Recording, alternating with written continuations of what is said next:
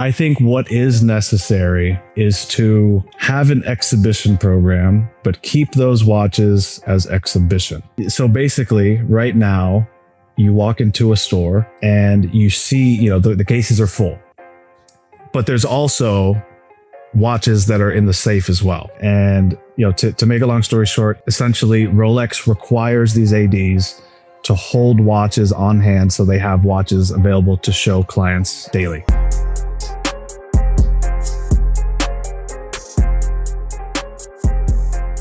Welcome to Due Time Presents The Watchers. I'm your host, Rod Dye, aka Rod the Watcher, and I'm here with the one, the only, Rio the Watcher. How you doing today, my guy? I'm great, sir. What about you? Man, I'm doing wonderful, man. Blessed. Thank you for asking. And we always say this, man, but we have a special guest on the show today, a veteran in the watch industry, in the world of horology, Mr. Justin Guia. How you doing today, my guy? Hey, what's up, y'all? Hey, Rod. Hey, Rio. Thank you so much for having me on. This really means a lot. Oh, man, definitely, man. We've obviously, followed your story. We'll allow you to, elaborate on it here shortly. And I know you've been, over the, I'll say the watch talk circuit, if you will, doing other pods. And obviously you have a blooming platform of your own, man. So we'll get into that. But first, we always have to see what's on wrist. Rio, talk to the people, man. What are you rocking today, man? Oh, man, I just got on a humble date, just, you know what I'm saying? Fluted on Jubilee right now, you know what I'm saying? I thought it was just fitting seeing who our guest was today. And we're going to talk about the world of Rolex and allocations and things of that nature, and so I just thought it was fitting to bring that on the show today. Yeah, what's the what color is that dial? Let me see hold up to the screen. What we got going on? Black dial, Tudor. You want me to Tudor it? Black dial. Okay, yeah. What 126334 black dial. Yeah. Dash 0018. Who's counting? The sub reference numbers or anything like that. It's a nice watch. For sure. No, definitely a great piece. The quintessential. I didn't want to say it, but we always say, did. Yeah, for sure. Well, man, I'll go next. Definitely in the same brand family, if you will. But today we came with the Rolex Sky Dweller, with the mint green dial. Could you hold that up to the screen for us, though? Yeah, there we go. Yeah, there we go. Okay. Yeah. Absolutely. Yeah. I've worn it a couple of times, but it's we've upgraded it since the last time. We said goodbye to the Oyster and hello to the Jubilee. So we switched up the got an original Jubilee man. Yeah, with Jubilee that. Yeah. So it's feel like a new watch, man. And it's dope. Definitely glad I did it, man. Have it barely taking it off since. So yeah, that's what we got going on today, man. Justin, bring us home. What's on wrist? Cool, man. Well, sorry, I didn't get the memo that you guys are wearing Rolexes. All good. I've got on my Tudor Black Bay Chrono. That's the flamingo blue on the 5-link bracelet. Yeah, man. It's a beautiful watch, dude. Yeah. I love Same it. family. Exactly. Same family, yeah. It's a beautiful watch, man. Oh, let's see that again. That's the first one we've had on the show, so... Yeah. Oh, clean. That's clean. I love the that. dial is just the dial is just so bright and vibrant. It's definitely an eye catcher, and it's a great conversation piece too. What are your thoughts on that watch right there? Like, when it came out, it had crazy hype behind it. And just having it right now, 2026, the Bumblebee is out now. But what is your feelings towards that watch today as it stands? I like where they're going with their quote unquote daring collection, because they are releasing a lot of cool stuff. But I mean, obviously they are extremely difficult to get at the retail level. This is one of the things that I like about Tudor. They're more daring, so to speak. They release more vibrant colors. They're, kind of thinking outside the box, kind of going towards what the people kind of want. In terms of the wear is nice. It's a little top heavy. I'm not a big fan of the B01 movement. But I mean, regardless, I mean, it's a great everyday piece. I can wear it with a suit. It looks great. I can wear it casually. It looks fly, so it's definitely a fun watch for sure. Now, do you prefer that one to the pink, or do you just happen to have that one on today? Or because I know there's a lot of chatter, a lot of back and forth. Every time we see it posted, obviously it's like right down the middle. Like some people prefer the pink, some people prefer the blue. On any given day, I'll say pink or blue. Like it just depends. Like they're both fire. I mean, what's cool about working in the secondary market is that we're dealing with pre-owned watches here, so I can essentially wear the inventory. So that's been fun. So I mean, this one is for sale, but if I was to buy one, I would probably lean towards the new Bumblebee, man, because that size I think is the sweet spot. The 39, that bright color I think is cool too. It kind of harkens back to like the old school era. But yeah, definitely if I was able to just walk in the store and pick one, I'd go for the Bumblebee. Man, well, let's talk about you, man. Who is Justin, man? Obviously, like I said, we know you have the platform Hot Horology, but let's take us back. Like, how did you get into the world of horology and this world of watches, into ultimately where you are today? Yeah, man. So just as a younger kid, I mean, I've always liked watches. I never really knew too much about them. I mean, obviously there was Rolex, which was unobtainable as a kid, but I went through all the trends growing up, right? Like I remember the Movado, or actually before Movado, obviously like Fossil, right? I started with Fossil. I remember walking by these Fossil stores and asking my parents to buy me one. They never could. The Movado era, G-Shock era. I was just a younger kid, but like I always liked the way that a watch felt on the wrist. So I would always wear one. When I got into the industry, I kind of fell into the industry. I was a young kid going to school and just looking for a part-time job. I walked into Macy's and she hired me on the spot, and she's like, "Oh, I've got Macy's. I have men's shoes available. I have men's clothing, and I also have fine jewelry and watches." So I was like, "Okay." I've always been interested in watches. I think it would be cool to deal with, more high-end, more expensive piece of jewelry or watches if I'm selling. So she hired me on the spot. I chose the fine watches and jewelry section at Macy's. Now, in Macy's, I don't know how it is now, but the way it was split up, it was like fashion watches. So like your Michael Kors, your G-Shocks, things like that. And then in their fine jewelry section, their highest brand was TAG Heuer, which was essentially my first love when I started working at Macy's. But we sold everything from Bulova to Seiko, Tissot, Raymond Weil, Gucci, the typical brands that you see at Macy's.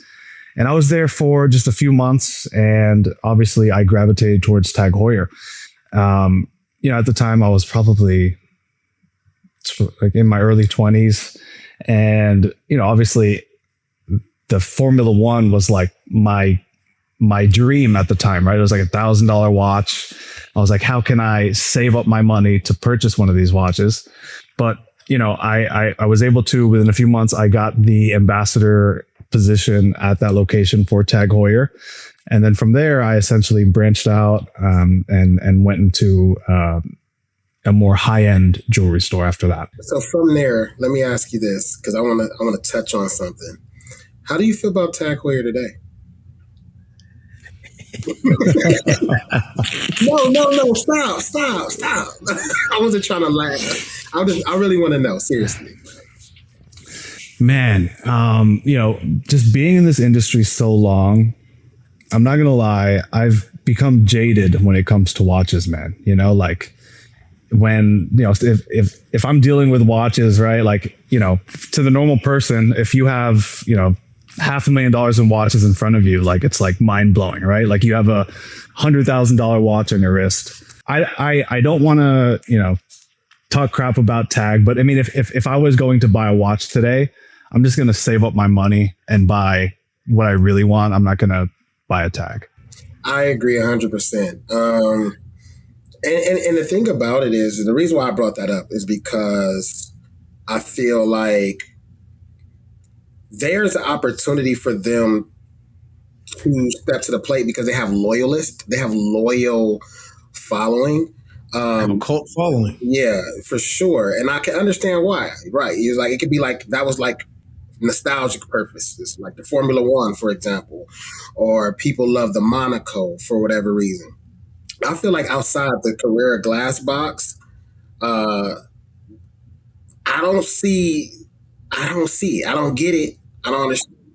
I don't get it. And, but that's why I just wonder, because a lot of people have started, like where you said, like, with TAG but their taste level have expanded. But sometimes you still, like, people taste level expand and they still wear G-Shocks. So what is the disconnect with TAG? And just was very curious when you brought that up. Kind of piggybacking off of that, you had, we are going to talk about, working at an authorized dealer, of course, that experience. But before we talk about that, I do want to ask you something. Now that you are in this space where you have been a connector, you've helped me, you've helped other dealers, you've helped people who felt like they needed a trusting space as we talk more about Hot Horology. Is there anything about you working at an authorized dealer that you miss? I miss the people, the people the teams that I would train. I mean, at the end of the day, we were like family, right? Every day I'm seeing these people essentially more than I see my family. But the people that I worked with, and then also the customers too. I would never have these opportunities if I never worked in the space, right? Like in my contacts right now, I've got lawyers, I've got doctors, I've got dentists, I've got entrepreneurs, people that will pick up my phone call and they're ready to hear me out, right? I feel like if I would have started this without my background, it would have been much harder. So I have a question. How long have you been in this space? Like, obviously you started at Macy's and to where you are now. Like, how long have you been in the industry? It's going to be 16 years in October. 16 years. Nice. So you've been around for a while. Obviously, well before the pandemic, well before Rolex has obviously always been in demand, but obviously over these last, 5, 6, 7 years or so, obviously it's just, catapulted to another level. So, okay, you were in Macy's and you obviously, you transitioned to a boutique. Is that when you became an authorized dealer? So just FYI, guys, I can't mention any locations that I used to work at. I can mention areas. But from there, I went into they're an authorized dealer, but didn't sell Rolex in that specific store. Right. And I think that's one of the things that makes my experience so unique because, I got to handle some very cool brands. And back then, all of the salespeople would essentially cherry pick Rolex because at the end of the day, they were easy sales, right? And to make a long story short, this is like 2013, 2014. If you're doing $1 million in sales, that's a good thing, right? But I was doing $1 million in sales without Rolex, right? So I was dealing with Jaeger-LeCoultre, I was dealing with IWC, Panerai, Zenith, Corum, a ton of cool brands, and I was able to really connect with clients, and I gravitated towards the more expensive stuff, right? So like I was talking minute repeaters, tourbillons. I was selling massive diamonds as a young kid. And that's really what hooked me in this industry. Because when I left Macy's to go to a jewelry store, I was still a young kid and I didn't know what I wanted to do, but I didn't know that you can make this type of money, right? Like when it came to sales, working in retail, I just didn't know. But then when I get into this space and I'm starting to make, $150,000, $200,000 a year, it trapped me essentially, right? Like, the chase of the sales. And, I do think that that's one of the things that kept me in the industry for so long. I was talking to my wife recently, and when we first met, I was already in the industry. But she remembers I told her, I was like, maybe I'll become a jeweler. I'll open up my own store. I'll be a business owner, and, just being in this industry for so long, I got comfortable. I was used to a certain amount of money, and, over the years, they really started cutting back. I can't speak for the entire industry, but almost everybody was in line with this, cutting salaries, cutting commissions during record-breaking years. And then, towards the end, yes, I was making good money. I was grateful for what I was doing, but it kind of just became just like a regular job, like it didn't feel like I was doing anything special. I also know that you just said something in there, because I want to make a combination of the two with that. You said, selling big diamonds, right? I see how you just you lit up. Like, now, a lot of watch guys aren't jewelry guys per se, right? And you're certified, right? As far as having a GIA certification for diamonds. What do you think is some of the taboo with a lot of guys not wanting diamonds in their watches? Or do you like diamonds in your watches? You dealt with it. What are your thoughts on the combination of the two? I'm not a big diamond guy when it comes to watches. However, if I could afford it, man, I would love to have a diamond Patek or, diamond Rolex, it would be cool to have at least one in the collection. But for me personally now, I'm not shopping for diamond watches, but who knows, maybe in the future. I understand. And just to follow up real quickly, being that you worked in an authorized dealer, you knew that people were cherry picking. They were cherry picking to get the Rolex because that was an easier sell. And by you being able to work with other brands like JLC and others, which one was your favorite brand outside of Rolex then? To not only have conversations about, but that you would actually want to own and wear yourself at the time? JLC. Really? The watchmaker's watchmaker. It's one of the best in my personal opinion. I don't own a Reverso, but one day I'm going to add a Reverso to the collection. They do a lot of great stuff, man. And I do think that they're overlooked. A lot of these Richemont brands utilize their movements. It's a brand that, they keep it classy. They still stick to the same DNA. And they just continue to do their own thing. And I think that's one of the things I like about them too, is that they're not so mainstream. Not everyone's talking about them. But JLC for sure is one of my top Richemont brands, I would say. I love what they did at Watches and Wonders. I think me and Rod had talked about it before. I think they had some of the showings that integrated the watch with the integrated bracelets, the Master Collection. I believe they had one a pink gold or a rose gold that I absolutely love. I think it's going to fly under the radar. And unfortunately for them, but fortunately for us, I think it's going to cut down in the secondary market as far as how. And I'm just waiting for that to happen, because I think the one thing about JLC is other than a lot of the vintage, the ultra thins, and people always talk about Reversos, and this could just be the environments that I'm around. They get the respect, but I don't see a bunch of people wearing them. Where are the people that's buying these watches? And it's just incredible how much respect they have, history, heritage. But then, where are they in the wild? I've only seen one person ever wearing a Reverso, as much as I hear the influencers, the Teddies, the watch talkers, everybody who love JLC. But it's just even you on the secondary market, have you sold a bunch of those outside of working for a company or a retailer? Not really, just because they don't do too well in the secondary market. But the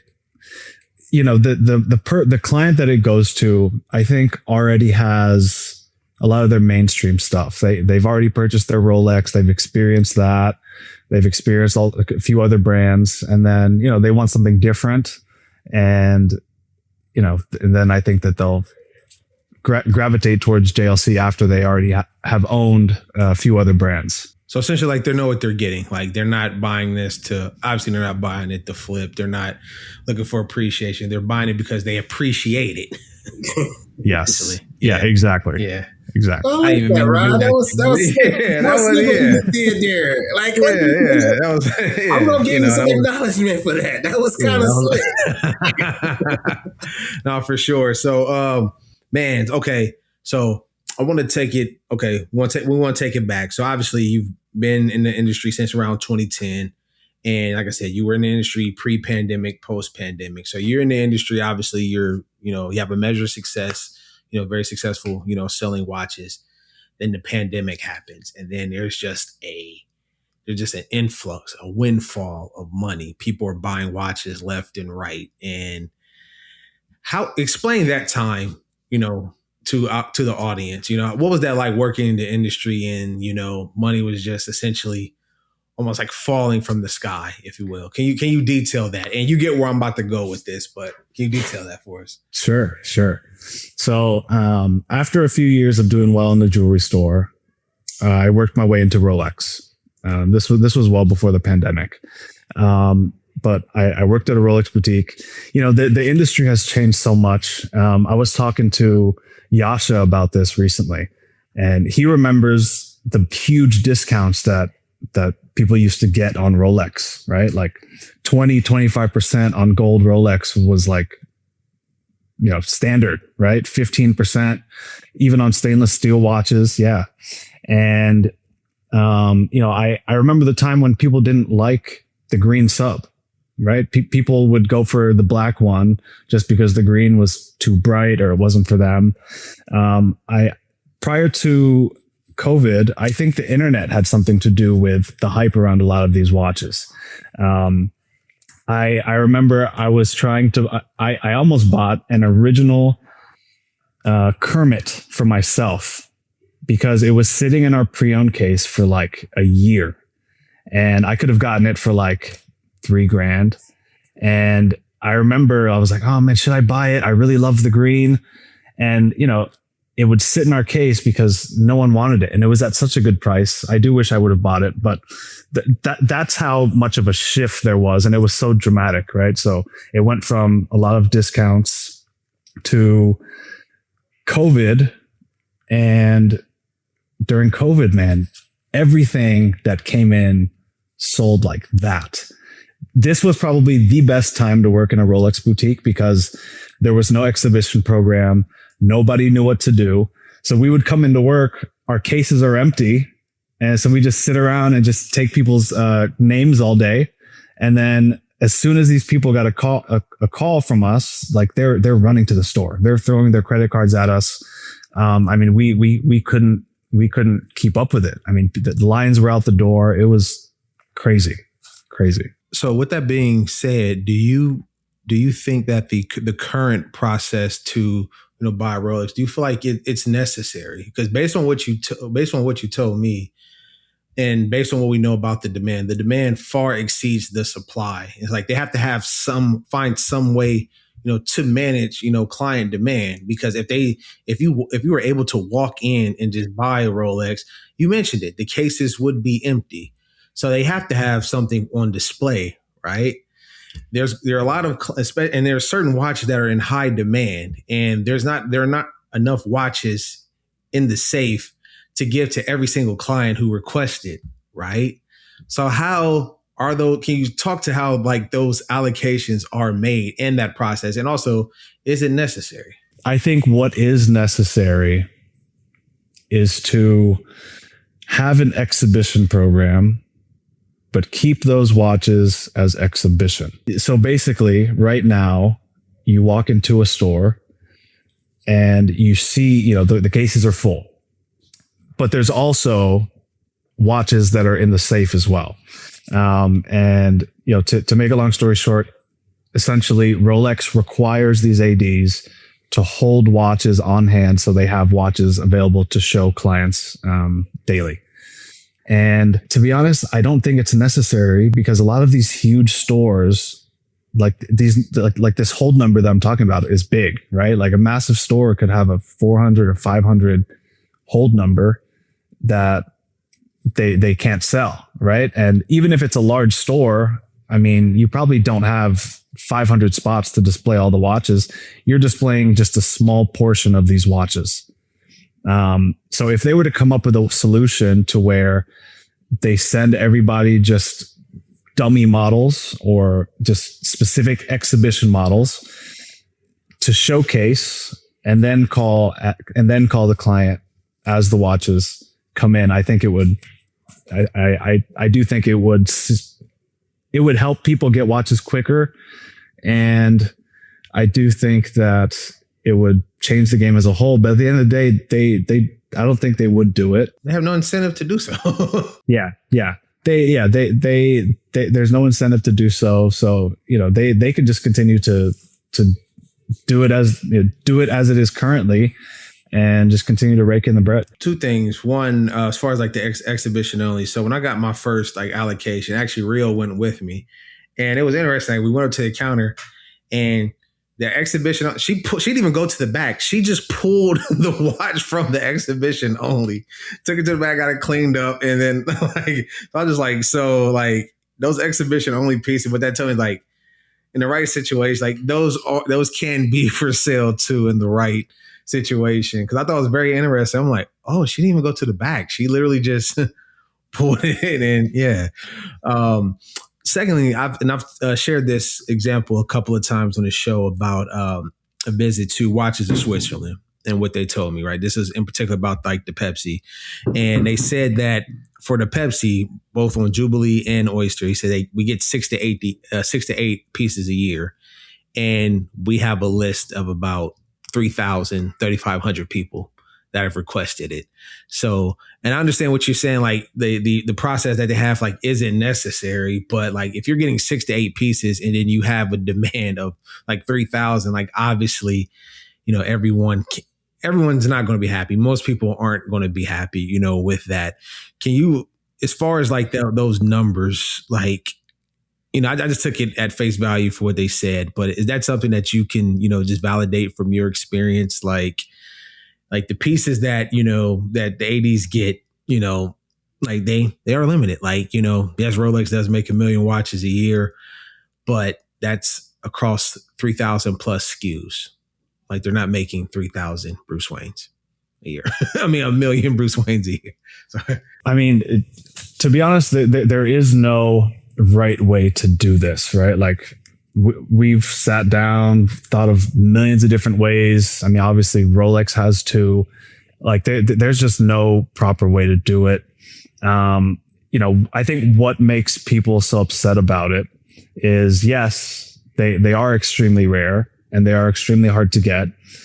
But then when somebody gets one and they've never bought anything, right? And maybe the other person has been waiting years and years to obtain it. Maybe they've spent tons of money, and it kind of turns them off as a client, right? Because it's like, I've spent, $250,000. I've been waiting years. This guy just said he got one as he was waiting 6 months, right? Like what gives? Like there is no process. There is nothing arbitrary that they can. Yeah, exactly. So everyone is kind of just guessing and hoping that they're going to get a call. But the best way to do that is to just make yourself more memorable than the other person. Oh, and I was going to say, with this Sky Duel I have, I've been on the receiving end. I've been the person that's gotten a call in relatively like short order for a high, like in demand piece, and caused quite a stir at the authorized dealer that I work with for it, because I got it within like 2 weeks of requesting it. And I was like, oh, I wasn't expecting. I think I was texting Rio. Every time, let me just say this. When I'm talking, every allocation I've gotten, I feel like I've gotten a call while I'm like talking to Rio. He's such an enabler. Yeah, He's the I'm gonna tell you to buy it. like every time I'm like, oh man, like they just email me, they just text me, and every time I've been talking with him. But it's his fault while we're here. So Yeah.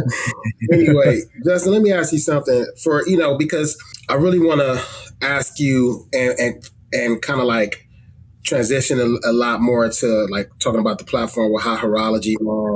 I think what you've built is incredible, but without touching on some of this, is how we got there, right? I will, watching some of your interviews before, because I and you deal watches. You've been doing this much longer than me, and I want to say on my platform that I appreciate you for creating a platform, and even like this guy's name holds weight in this industry. Amongst his people, amongst the people who rock with him, he is like a Jason Kidd. He's not looking to score every single basket.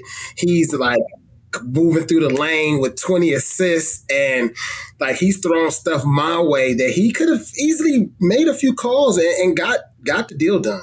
And I understand that that's not his goal. His goal is for everybody to grow from Hot Horology and on the platform. And that's why I'm going to always support it and continue to advocate for it.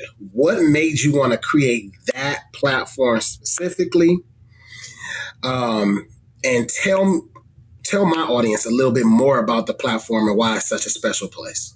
Sure. Thank you. So Hot Horology was essentially just my Instagram page. I had it since 2015, I believe it was 2015, 2014. And essentially the platform was the cool watches that I would sell. I would like to take pictures of them and just post them. Right. And it's a play on words, like haute horology, right? Like in French, it's, like high watchmaking, high horology. And it was essentially just me posting pictures of cool watches that I've sold, and bought over the years. When I decided to leave my position as Rolex manager, my first thought was to just start dealing watches on the secondary, right? Maybe open up a brick and mortar store in the future, little things like that. But again, I was more familiar with the retail space. I mean, obviously, I knew a lot about the secondary market. I knew about values of watches and whatnot. But a few things I didn't realize was that, some deals you're going to win big, but a majority of them, it's a volume game, right? So the margins were not a lot on a lot of the pieces that I was selling. So I was like, this is going to be hard to scale. It's going to take a long time. And I was thinking on different ways that I can still deal in watches and not have to go back to a 9-to-5. So that honestly has been my goal the entire time, is to build something of my own and not have to go back to the industry. And to be honest, I don't think that they would take me back anyways. But with that being said, though, the Hot Horology server has only been going since January of this year. So I was 3 months in flipping watches, and I was like, I have to pivot. I have to do something else. And so I came up with the server, which, it's growing so much. And what's cool about it is we can literally do anything. My co-founder, his name is Francis. He was my old head watchmaker, and he's been in the industry for 25 years. But when I brought him along, our personalities, we create fire, right? And we work well together, and essentially all of the cool ideas that we've come up with, we have just accomplished it, right? And as we continue to grow, we have a lot of really cool benefits to be on our platform, and we're essentially carving a whole new path when it comes to dealing online. Right now it's, especially if Rio, like me and you, right? Like if I mean, I don't know how you do it currently, but as a reseller, especially if you're not brick and mortar, you have your phone, so you're texting clients. You maybe list on Chrono and some of these other platforms. They're going to take tons of money in terms of commission. But when you go this route, everybody's verified. We can service and verify watches as well. I mean, it's, you know, we're gating this community, right? So like all of our sellers, we have about 24 sellers right now, but we're not letting just anybody in. It has to be someone who may be affiliated with you, Rio. So if you know anybody, you can send people my way. Or if it's a client that I've dealt with in the past and they want to sell a watch that they've purchased from me in the past, they can do so. And yeah, man, one of the bigger projects that we're working on now is a watch research tool. So this can help the people who are buying. So we provide a report, and we could also provide this report to people who are selling as well. And you know, there's really nothing like it. I mean, obviously I've dove in head first. I've checked out a few of the other guys who are doing it right. But it's not like we're doing it, and it's a one-stop shop when you visit Hot Horology. You wouldn't have a platform if you didn't build trust and integrity.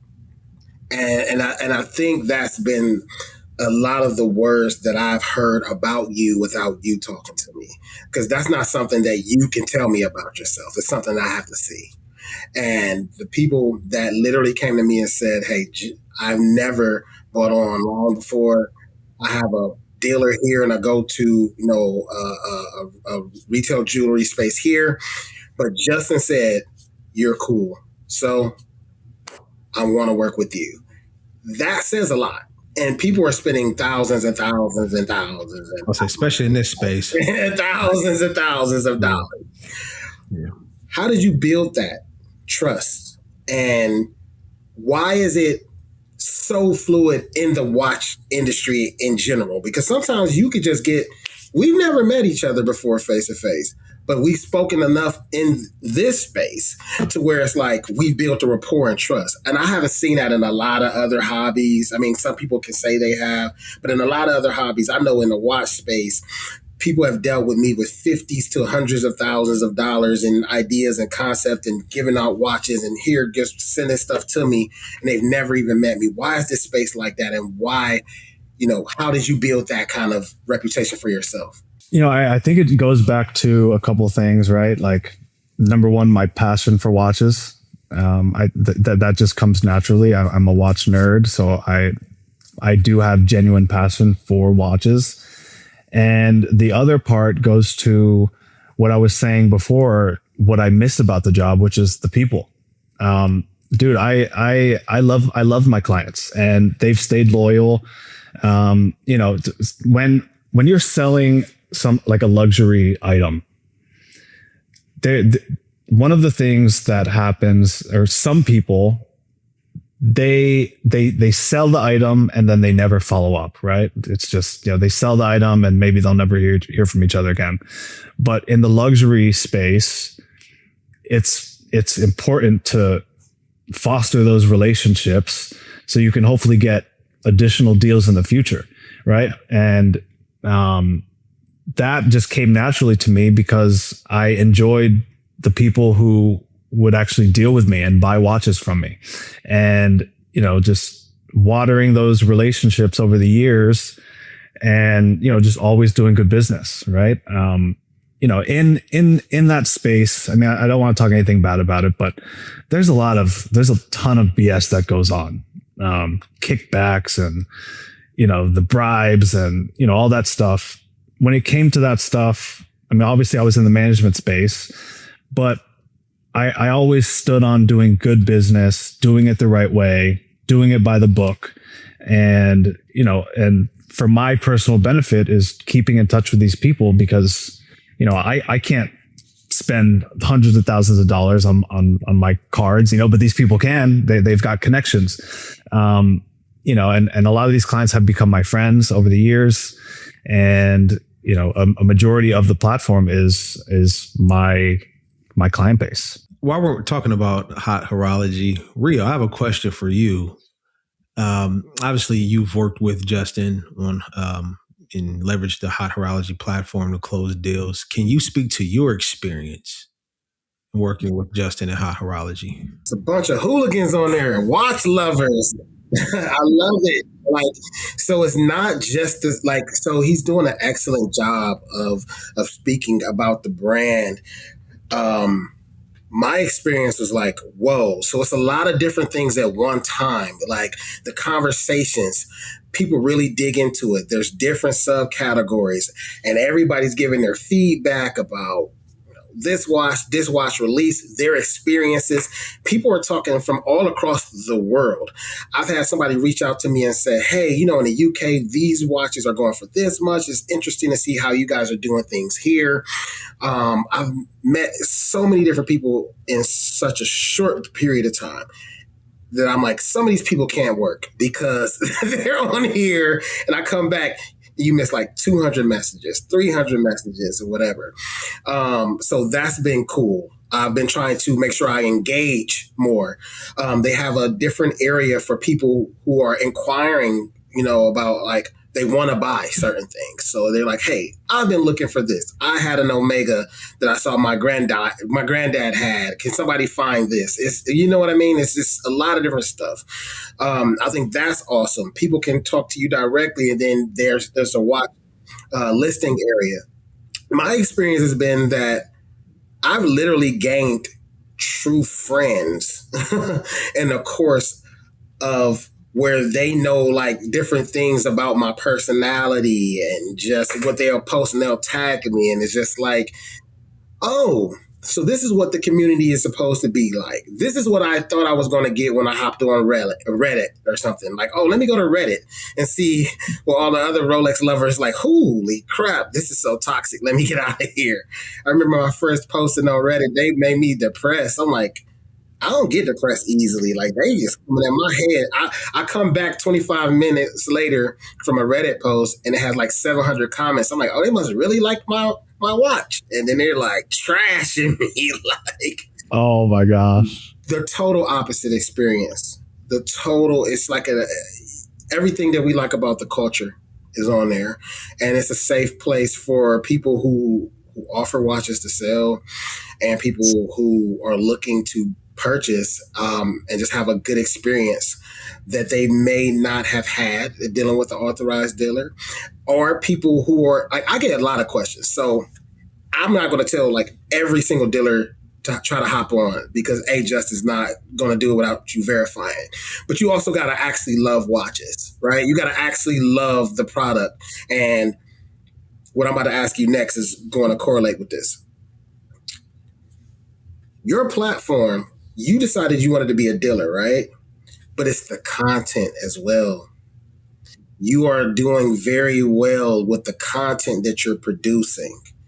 I kind of want to ask you about that as well, because I'm in that space and I feel like I have been blessed to even get into the dealing space that I've wanted to get in.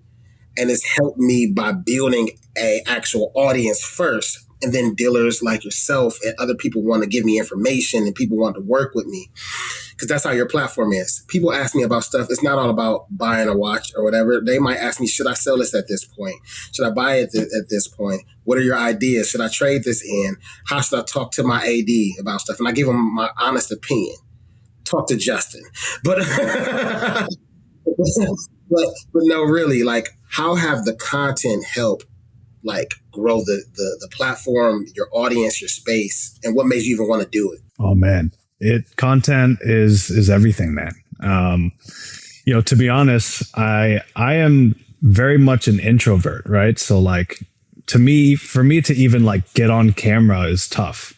But it was just one of those things like, when I made the move and I committed, I was like, you have to do content now to market the brand, right? So that was always number one. It's still number one today, right? Like in all of my priorities, making content is number one. Because right now we are seeing steady growth. So I just want to, keep my foot on the gas and continue to do content. But, there is so much And the content that I make, it has a lot to do with my experience with watch content and my consuming of content. There's a lot of guys who do the same stuff, right? And one of the things when it comes to making content, I like it to be fun. So, some of it is trolling, but I wanted to make it fun, still deliver a message, and to make it different than what everyone else is doing is really my goal. When you did a parody of the content creators and you did Rio, one, I thought it was dope that you highlighted him, but I'm like, oh, this is hilarious. I'm like, he tapped in. Yeah, what's going on? Yeah, for sure. Man. For sure. So you have to be tapped in, especially if you're trying to cater to a certain audience. And a few of the people that I see consistently, and it's content that I follow, that I like to consume, that provides like actual knowledge. It was Rio, Andy's great. Shout out to Andy. Teddy Baldassor, you know what I mean? Like those are people that I look up to in the industry, right? That give good information, so it was kind of just poking fun, but at the end of the day, like it's all the content that I see when I'm scrolling through my feed. So I just thought it was funny. Man, I can't believe that you're an introvert. That's news to me. I mean, you do very well with the content. Do you ever get tired of talking about Rolex? So, I mean, my goal is to provide value in any way that I can, right? Because I mean, at the end of the day, I've been doing this for 15 years. So if I can provide value of talking about Rolex or talking about servicing, or I'm happy to do so. But I do try to lean towards what is trending, like what's hot right now. I've definitely been leaning on the pedal when it comes to the Rolex stuff, because I think that is somewhat of an issue. And at the end of the day, Rolex is top 5 for brand and watch brands for me. So I am passionate about the brand. And, when I was in the store, so many people come in, they flood into the stores. They have no idea of how it works. And you can easily get somebody on an off day and, they give you the runaround and you never get a call.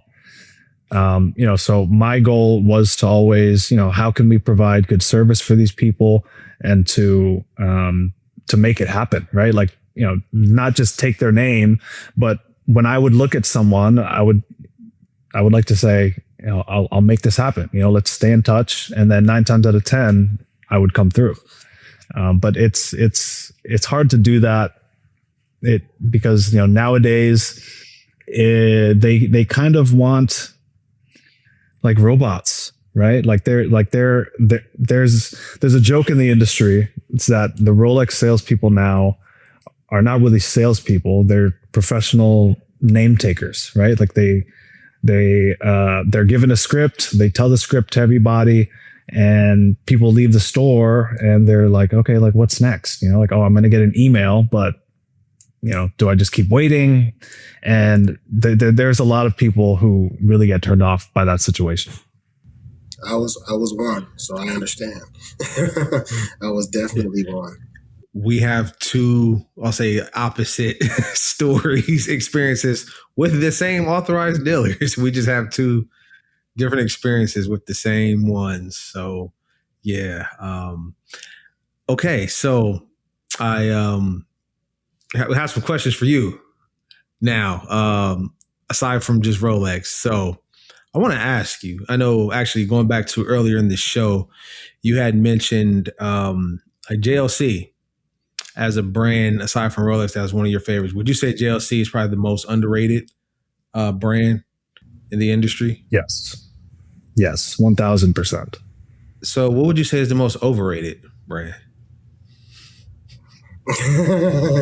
Oh man, that was good. I haven't dealt with too many RMs. To be honest, I'm scared to deal with them. I've been offered a few, but without knowing them, it's hard to spend that type of money on a watch. I do think it's cool. I think the concept is cool. It's a ultra lightweight sport watch that you can wear all day, every day, rubber strap. I think they look great, but for the price point, I don't really know if the value's there. One thing I can say is that I want one. But look, other than that, what I'll say about RM that I don't like is, it ain't even with RM. I just think it's literally the perception, because they put their price tag on it. People could have bought it or not bought it, right? I think that because they like cornered the market on that like tonneau type case, and I really like that case. And there was Frank Mueller before that, and other companies that have that case. But it's like, because they made it, it's like anything that looks remotely close to it is like. So it's like, you can't even, like the fluted bezel. I don't respect any other watch that has a fluted bezel, honestly, because I don't think they do it the right way. So it's like, don't call it fluted. Don't even call it fluted. Yeah. Call it something else. Change the name. Yeah, I don't want to hear Jubilee or Jubilee. Like, you have a 5-link bracelet. I don't want to hear Jubilee. I don't want to hear fluted. If it's not Rolex, that's just. I don't want to hear it. What's the next question you got for me? Because that was a good one. Yeah. So, if there was one thing about the watch industry that you could change, what would that be? About the watch industry, on the retail side or the secondary side? You can pick whatever one came to your mind first. There are different segments of the watch industry, but just whatever.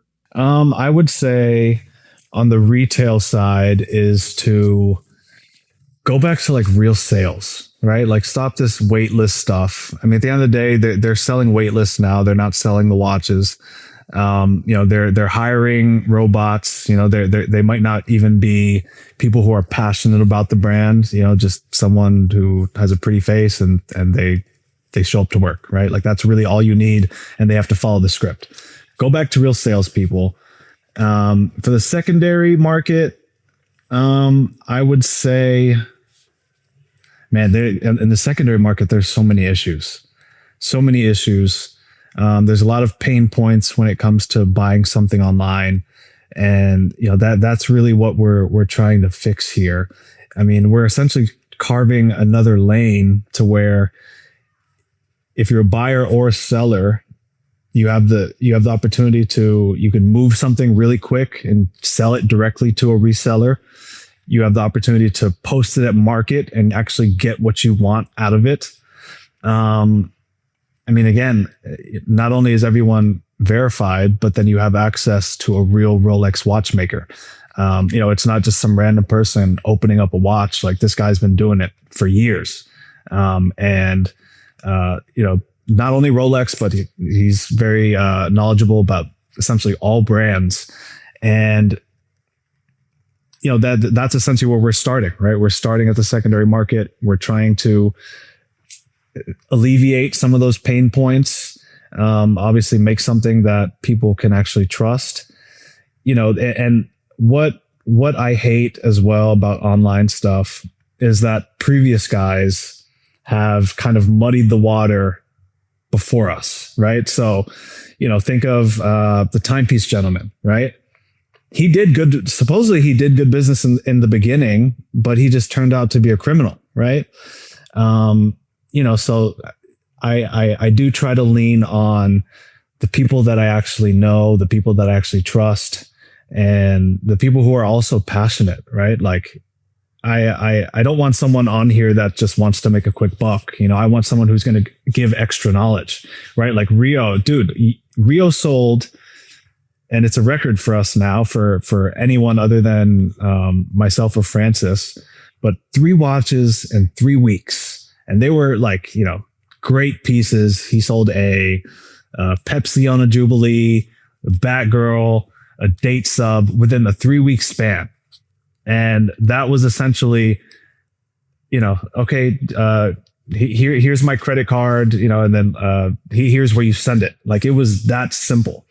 There's people out there who want to buy these watches from people who they trust and people who they like. But we have to kind of bridge that gap, and the trust factor is the most important. And if you're not a person, because I want to piggyback off of that, if you're not a person who's willing to be patient and have a conversation with people, and you just think it's going to be transactional, like, I want a bad girl. Here's the bad girl. Here's the money. Send me the money.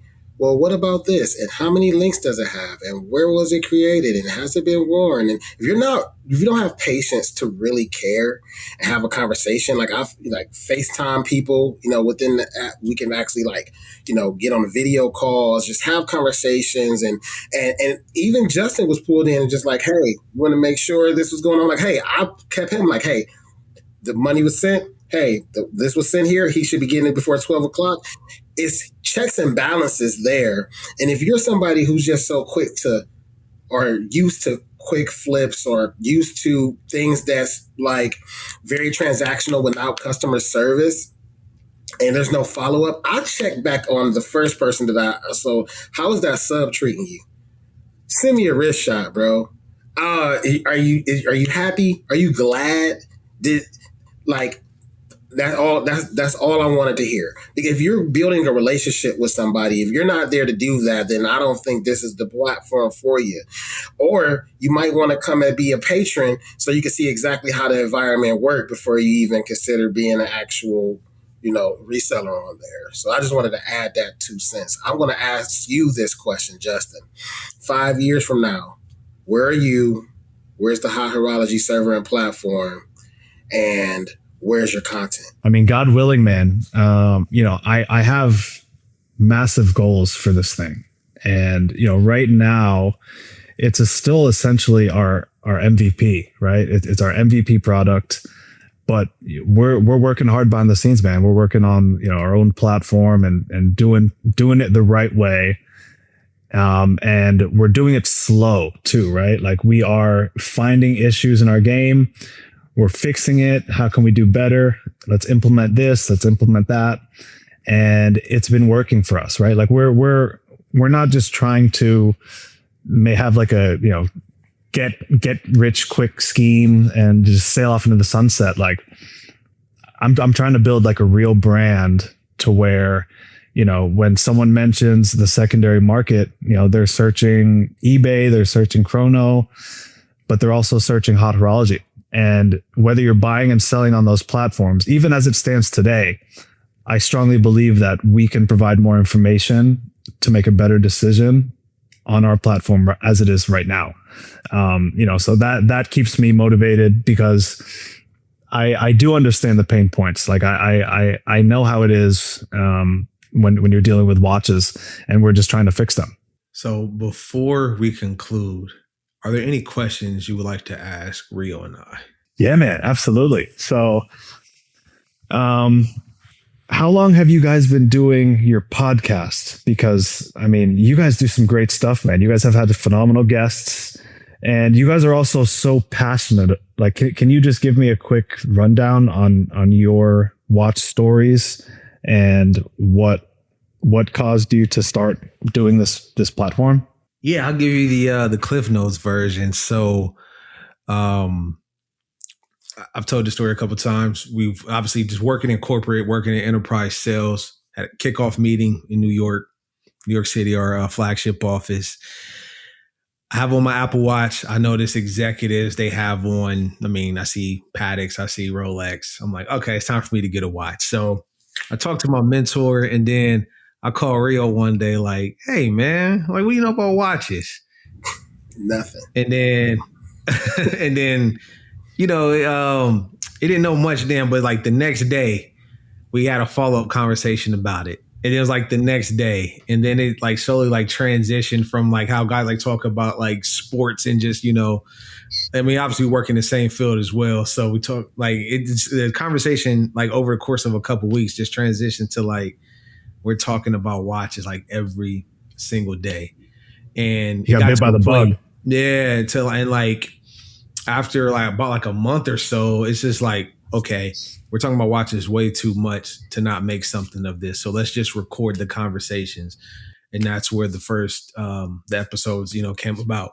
And then we sat on them for a few months, and then trying to like perfect it. And I was like, you know what, man, let's just put them out. We'll perfect it along the way. We have some quick edits. Let's just put them out. And then once we did that, episode 1, the manager, Brightly in Columbus, reached out to us for an event. And we ended up having an event at the Brightly Boutique probably like 3 months later. And it's just been a snowball effect, and it's been positive. The community's been great. So we started, and this was probably like 16. It's probably like the top of last year, top of 2020. So we've been at for about like a month and a half now, as far as like a year and a half now on this journey. And it's been great, man. Now we have our own platform, Due Time. We have our own show. Rio is a full blown, watch influencer, dealer. Not full blown, but he's a full blown content creator. He's built his own platform. We have a platform, and it's been great, man. So I know I said the Cliff Notes version, but I had that context in there, man. And that's exactly what happened, bro. He's a bad influence. Yeah. Yeah. And like through it all, like, just documenting it, like I say, even like the 80s, like we went through like the 80 journey together. We had like opposite experiences, but nonetheless, when I got my first allocation, he was there. When we went out of town to Pittsburgh and got my second one, he had rolled with me. So it's like, we've been like on this journey like along the way, and it's been dope, man. Met some dope people along the way for sure. It's the people, brother. It's the people. It's the people, man. Yeah, it's the people for sure. Justin, I just want to thank you, man, so much for taking the time. And did you have any more questions? My fault. My bad. No. I think that's it, man. Okay, yeah, thank you guys. Got you. My bad. He's gonna step on the apology. I mean, step on the thank. All right, Justin, my man. Thank you so much for I want to thank you for not just coming on our show, but for actually, building a stage and a platform for other individuals who just want to talk about watches, shoot the shit, buy watches, sell watches, man, and just continuously educating everybody, bro. Like, shout out to you. I think that there's like another wave of influencers and content creators and voices of this industry, and I think that you are a part of that wave. So thank you so much for definitely showing up to our show and just giving us some more information on you, man, and just keep doing your thing, bro. Thank you, man. Thank you. We'll do, man. And again, thank you guys for allowing me to, talk about Hot Horology on this platform. And, thank you, Rio, for, dealing watches on the platform. Hopefully you continue to get good benefits. And hopefully for anyone else who is watching, please check it out. Check out the website. It's www.hot-horology.com. From there, it will show you what we're all about, but then you can also join the community. And also follow me on Instagram and YouTube. Same handle, at @hot_horology. And again, thanks, guys. This means everything to me. At the end of the day, I'm just trying to make a difference in this industry, and I'm going to continue to keep moving forward. Shout out. Thank you. I believe you. Yes, thanks, guys. For sure, man. And for Justin Guia, Hot Horology, Rio the Watcher, Rod Die, signing off till next time. Let's go.